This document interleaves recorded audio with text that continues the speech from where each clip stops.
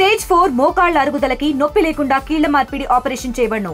Doctor Ramesh Gajula, endoscopic spine ortho surgeon and pain physician, Panacea spine pain ortho and sleep centre, Uppal, Hyderabad. చిన్నతనం నుంచి తిరిగే వాళ్ళం, చదువుకున్నాం.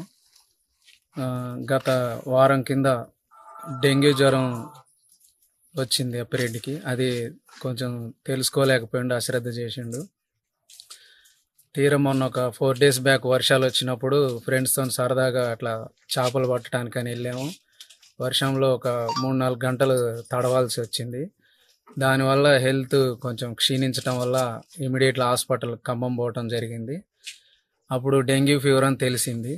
అప్పటికే 70% బాడీ మొత్తం ఇదైపోయింది.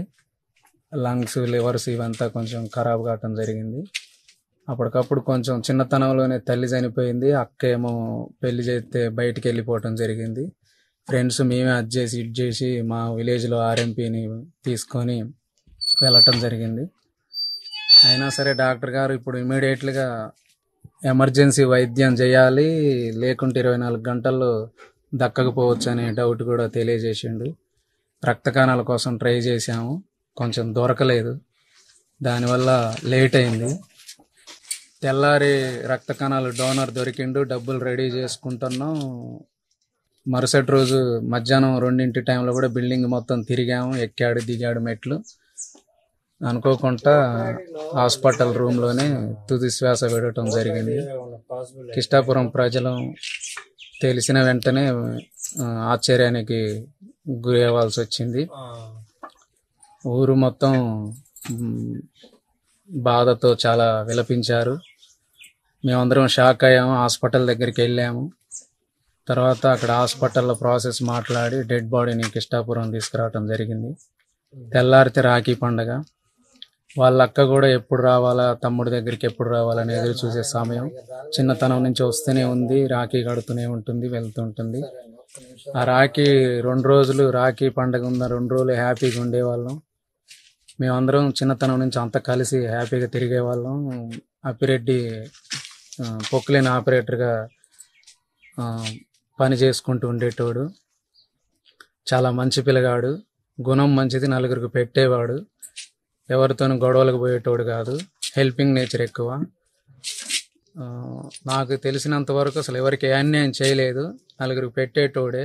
అక్కని తండ్రిని మంచిగా చూసుకుంటాడు. తండ్రి కొంచెం పెద్దతనం, ఆయన కొంచెం ఏం తిరగలేని పరిస్థితి. అయినా సరే కొంచెం మేము కూడా చాలా బాధపడుతున్నాం. వాడి గురించి మేము తెలుసుకోలేకపోయినాం. తక్షణమే మేము హాస్పిటల్కి తీసుకుపోయి కొంచెం మంచి చెడు తెలుసుకోలేక, అది ఒక రకంగా చెప్పాలంటే మా తప్పు కనపడుతుంది. యూత్ది కానీ ఫ్రెండ్స్ది కానీ తప్పు కనపడుతుంది. హాస్పిటల్కి తీసుకెళ్ళి టెస్టులు చేసేంత వరకు కూడా వాడికి కూడా బాడీలో ఏ సైడ్ ఎఫెక్ట్స్, వాడికి కూడా ఏ ఫీలింగ్స్ రాలేదు. ఆన్ ది స్పాట్ హాస్పిటల్లో టెస్ట్లలో తెలిసిగానే ఒక్క 24 hours క్షీణించటం జరిగింది. అనుకోకుండా ఈజ్ డెడ్.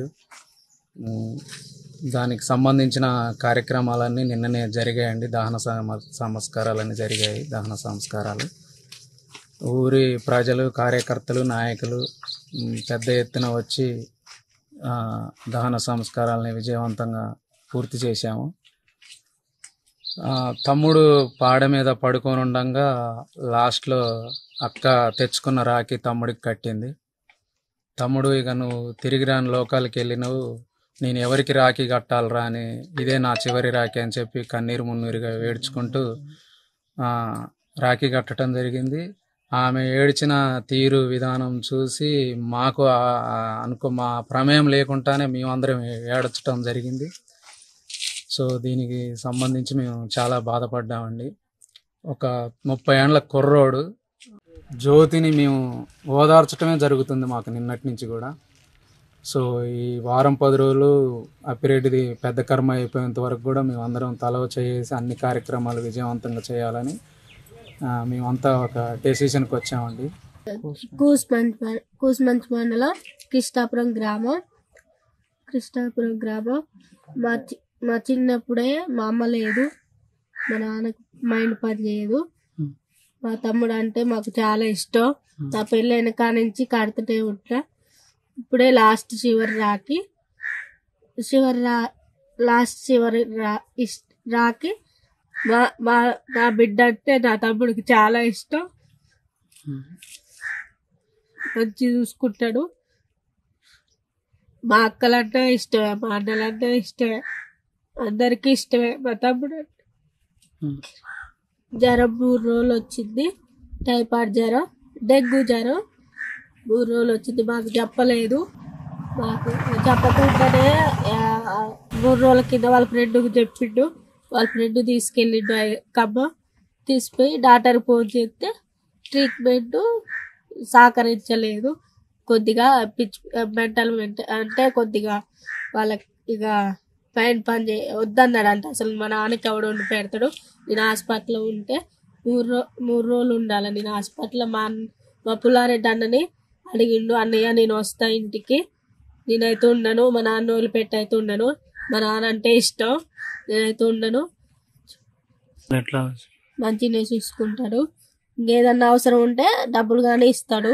ఇట్లా మనం ఇక జ్వరం వచ్చిందంటే మొన్న చూపెట్టుకొని 3,000 ఇచ్చిట్టు. ఎంత సంతోషంగా ఉంటాడు, మంచిగా సంతోషంగా ఉంటాడు. ఒక రోజు కట్టలేదు, ఏడ్చిండు. అవి మళ్ళా అప్పుడు వచ్చిన రాఖీ అంతకుముందు గొడవ పెట్టుకున్నాం, రాలేదు. రాఖీకి ఫోన్ చేసి వాడే బతిలాడుకుంటూ రమ్మని చూసుకునేది, కానీ అన్నీ చేసేది. మా ఆయన వచ్చినా చూసుకునేది, బావాన్ని పిలిచేది, మంచిగా అనిపించేది. ఇదే లాస్ట్ చివరి రాఖీ కట్టడం అనిపించింది. ఇక అదే లాస్ట్ చివరి రాఖీ అనుకున్నా. అసలు శనివారమే వద్దామనుకున్నా కానీ ఈ లోపు ఇది అయింది. ఇంకా అందుకే ఆ రోజు కట్టేసిన. నేను మా సత్యనారాయణ బాబాయ్ తోటి అన్నా, అయితే అంటే కడదాంలే అమ్మ, ఇక అదే లాస్ట్ చివరి రాఖీ అని అన్నా. తెలుగులో ఫాస్టెస్ట్ న్యూస్ ఇప్పుడు కొత్త అవతారంలో 5 సెకండ్లోనే పూర్తి వార్తా సమాచారం మీ చేతిలో.